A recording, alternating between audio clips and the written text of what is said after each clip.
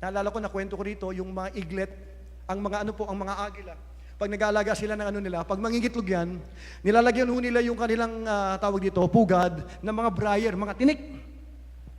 Tapos lalagyan ho nila ng mga feather, para maging comfort.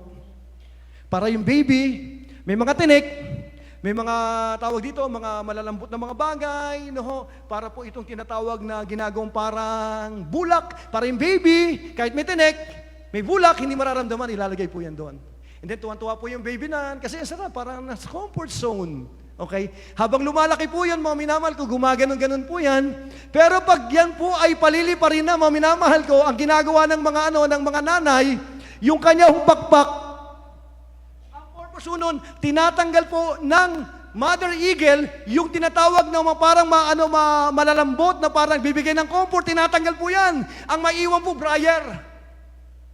Kaya ngayon, wala siyang choice kasi hindi siya pwede manatili kasi nasasaktan siya. Kailangan niya lumabas ng comfort zone. Baka ngayon, gano'n nararanasan mo. Baka si Lord, pinapagpagan yung buhay mo, tinatanggal yung mga bagay na kung saan na comfort zone mo para dalhin ka sa tinatawag na mas malaki at mas maganda. Ito ho nangyayari. Lalabas po yun, wala na siya sa comfort zone. Wala siyang choice, kundi give up yung comfort zone. And then mararanasan niya for the first time. Tuturuan, change po ang tawag doon. Tuturuan lumipad. Paano tinuturuan lumipad? Ilalagay po yan sa likod. Alam ng nanay kung lilipad ka na o hindi. Alam ng Diyos kung palipad ka na o hindi.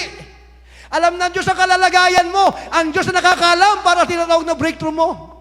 Anong ginagawa? Isasampaw ho rito. Tapos ililipad po yan, itataas pong ganun yan, kung sasadyain po yang iuhulog. Makita mo po yung iglet, umiikot po yung maminamahal ko, nagkakawag po sa area yan. No? Pero yung kala mo mamamatay na, biglang darating po nanay, sasaluin sa likod. Tapos ibabalik. Pasasakay sa likod, ililipad, bibitawan sa ere. Mahirap po pagpakiramdam mo, binibitawan ka sa ere. Mamamatay na ba ako? Hindi ka pa mamamatay. Nasa training session ka ng Lord.